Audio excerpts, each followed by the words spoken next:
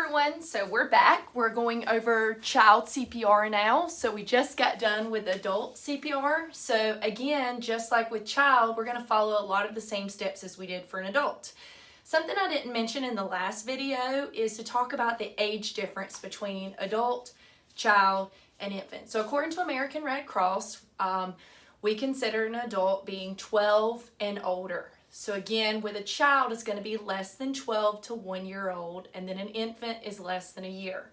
So again, we're going to make sure that we check the scene and identify ourselves and our level of training. So again, more than likely with a child, a parent or guardian is going to be present. So you're going to identify yourself, your level of training to them, and ask for consent. So once they say it's okay and give you that express consent, we're going to make sure again that you have on your gloves, you have your face shields, so your PPE, your personal protective equipment with you at all times, so you limit the amount of time that you're spending, because in a life-threatening emergency, seconds are minutes. So again, we checked the scene, we've identified ourselves and our level of training. The next thing we're going to do is tap the person.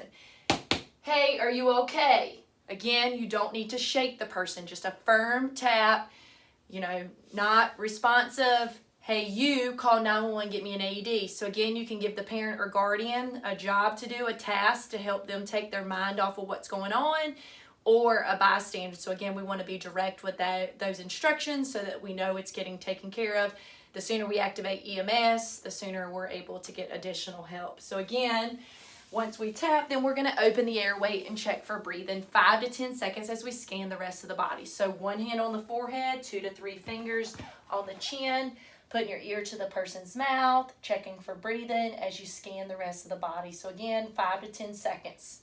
Not breathing, we're going to begin CPR. So just like for adult, we're up on our knees. We put in the center of the chest. So I'm going to put my right hand down. I'm going to interlock my left hand. For adult, make sure that it's at least 2 inches deep, and for a child, it's about 2 inches deep. So we're still doing 30 compressions followed by 2 rescue breaths. So 1 and 2 and 3 and 4 and 5 and 6 and 7 and 8 and 9, 10. Again, we continue to 30. I'm just doing this for the sake of the video. And then we're going to blow in our 2 rescue breaths, blowing in for at least 1 second, allowing the chest to come back to normal.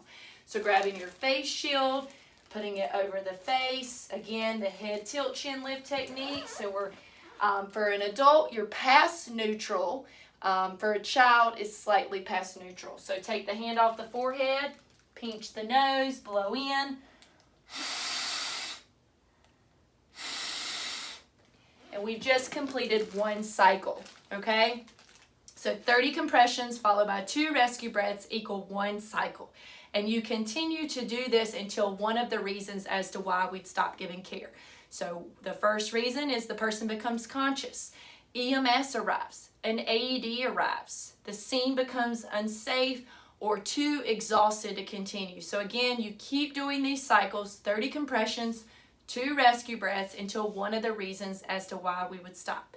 Okay, so if we're having trouble with our staying on count, the song Staying Alive, which I have put on your Moodle, the link, you can also think of that tune as you are giving compressions. So again, 1 and 2 and 3 and 4 and 5 and 6 and 7, 8, 9, 10, all the way to 30.